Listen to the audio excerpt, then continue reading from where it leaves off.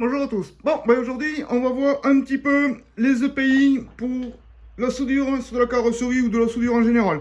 Donc, ce qu'on lit là, on en parle à la fin de la vidéo. Tu verras. Bon, comme on a parlé en début de vidéo là, je vais vous parler des EPI aujourd'hui.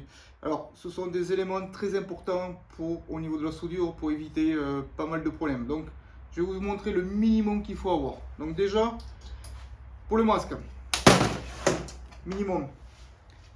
Pour les gants de soudure, ça, c'est vachement bien.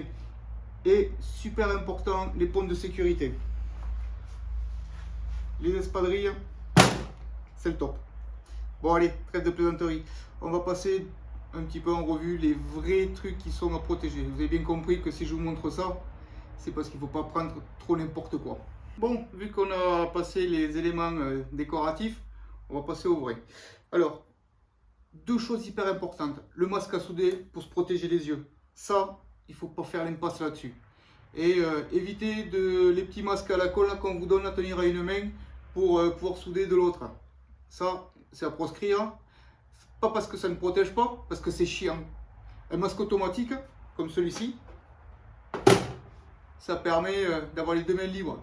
Après, encore au niveau du visage, suivant ce qu'on soude, il y a des émanations de gaz, de fumée. Et ça, vous les inhalez. Alors, je ne suis pas un grand spécialiste de tout ce qu'il faut prendre pour se protéger, machin. Je ne me suis pas encore bien renseigné sur l'histoire, hein, suivant ce qu'on soude. Moi, je soude la carrosserie. Comme c'est du fer à blanc, il n'y a pas spécialement de projection de grosse fumée. Par exemple, si vous soudez des tôles galvanisées, là, l'émanation de gaz au niveau du galva, ça pourrit bien la gueule. Donc, renseignez-vous sur ce que vous soudez et les émanations que ça produit et ce que vous avez besoin pour vous protéger. Ceci est un masque d'illustration. C'est un masque d'illustration. Les cartouches qui sont dessus, c'est surtout que je m'en sers pour quand je fais de la carrosserie, pour poncer ou des trucs comme ça. Voilà. Ceci est un masque d'illustration. Les cartouches qui sont dessus ne sont pas sûrement appropriées à ce que je vous parle. Illustration, j'ai bien dit. Pour ce qui est des mains. Alors, par exemple, ces gants-là sont intéressants. Parce que si vous voulez, quand vous soudez avec des manches longues, quand vous mettez le gant, il recouvre assez pour pouvoir aller chapeauter un petit peu partout. Et ce sont des gants qui sont très épais, donc si vous touchez la tôle, ça va faire exprès parce que par machinalement, souvent on attrape les trucs. Et ben, si vous n'avez pas une bonne protection au niveau des mains, ben, vous comprenez bien que ça chauffe un petit peu, vous n'avez pas laissé les doigts dessus. Hein. Donc les gants, très importants. Alors, peut-être un conseil que moi j'ai depuis que je soude en habitude. Si vous voulez, celui-ci de gant, je comprends bien qu'il est vachement épais pour tenir la torche. C'est galère. Donc moi, ce que je fais, c'est que le gros ici, je m'en sers pour la main gauche pour tenir les pièces ou autre. Et sur celui de la main droite, j'ai un gant un peu plus fin. Voilà. Où j'ai une meilleure sensibilité, si vous voulez, au niveau de la torche. Après, le tablier me semble aussi important. Alors, le tablier n'est pas, si vous voulez, comment dire, très pratique dans comment on soude. Moi, je m'en sers souvent en carrosserie, je vais vous expliquer pourquoi. Tiens, tu me vois, je suis assis là. Donc quand je soude, par exemple assis, hop là, le tablier permet de me protéger les mains, enfin permet de me protéger les jambes. Et quand tu soudes, les projections qui tombent, ben, ça te protège. Tu vois ce que je veux dire? Quand tu es allongé sous la bagnole, en train de souder à l'envers comme ça, tu es bien content d'avoir le tablier sur la gueule pour te protéger. Voilà comment je m'en sers du tablier. Pour souder debout, un petit truc comme ça là, franchement le tablier sert à rien, il est plutôt même chier. Mais dans d'autres cas, il est intéressant de l'avoir. Alors moi je parle surtout en termes de carrosserie, puisque je soude beaucoup de carrosserie, vous avez bien compris. Voilà le minimum qu'il faut avoir en termes de pays. Bon après, bien sûr, les chaussures de sécurité sont intéressantes aussi à avoir, parce que les petites projections qui tombent sur des baskets, style ça là, les trucs vachement aérés là, ça tombe, ça te roule la chaussette et dans la foulée, hein, tu le sens passer au niveau des pieds. Hein. J'ai déjà eu le cas, je te le dis. Donc, privilégiez aussi au niveau des pompes, si ce n'est pas des pompes de sécurité, au moins des pompes un petit peu en cuir, un petit peu costaud, ou des vieilles Rangers, voilà, ce genre de choses, vous voyez ce que je veux dire. Moi, je peux que vous conseiller des pompes de sécurité. Pour le masque, hop, je vais te rapprocher, viens avec moi. Pour le masque, je vais pas te conseiller spécialement celui-ci ou un autre ou autre.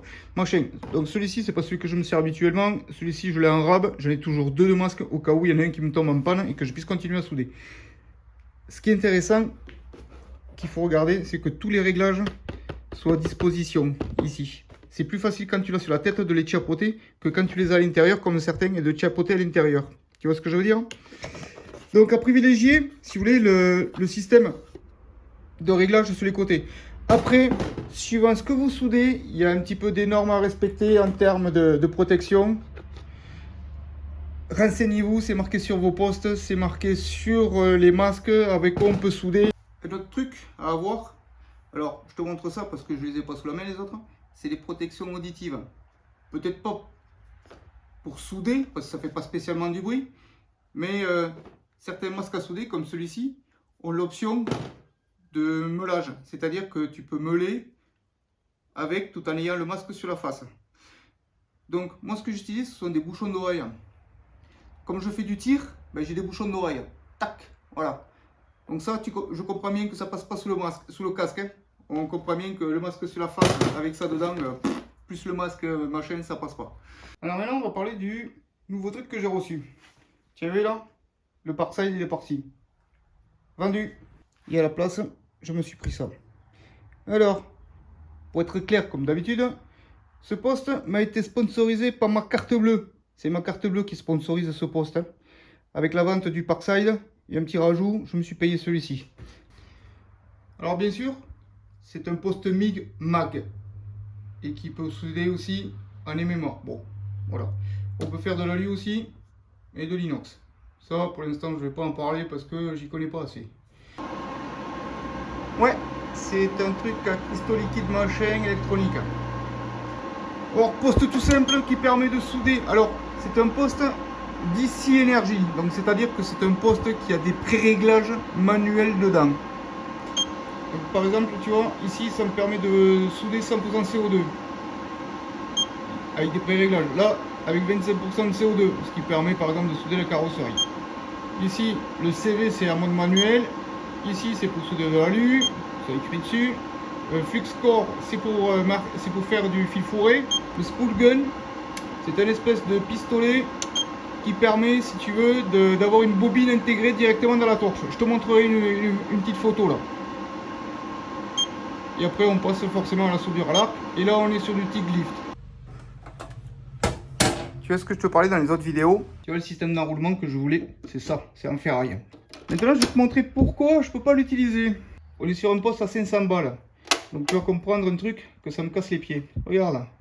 Ils fournissent un galet enrouleur 0,8 V. Et ici, un point V. C'est tout. Je n'ai que ce galet. Et moi, je soude que du 0,6. Je pensais que le galet était fourni avec. Sans déconner, c'est un truc à 8 balles. À 8 balles, ils ne pouvaient pas le rajouter dedans. Donc il faut que j'en commande un. Parce que je n'ai que du 0,6. Donc voilà pourquoi je ne pourrais pas tester le poste. Ça, c'est un galet normalisé. C'est un 30-10-10. Donc des 30-10-10, je peux en trouver un petit peu partout. Voilà l'avantage.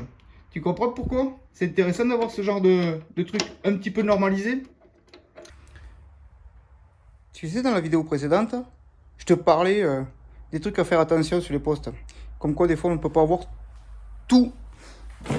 La torche, elle fait 3 mètres. La pince de masse fournie, elle fait tout juste 1,50 m. Tu vois ce que je te disais la dernière fois? Que c'est casse-couille ça. Donc, les prochaines vidéos, on verra ce poste fonctionner. Ben, forcément, j'ai commandé les galets, je les attends. Je suis désolé, je ne peux pas te montrer pour l'instant de la soudure, puisque j'ai plus de poste, hormis celui-ci. Et souder de la carrosserie avec du 1, c'est pas possible.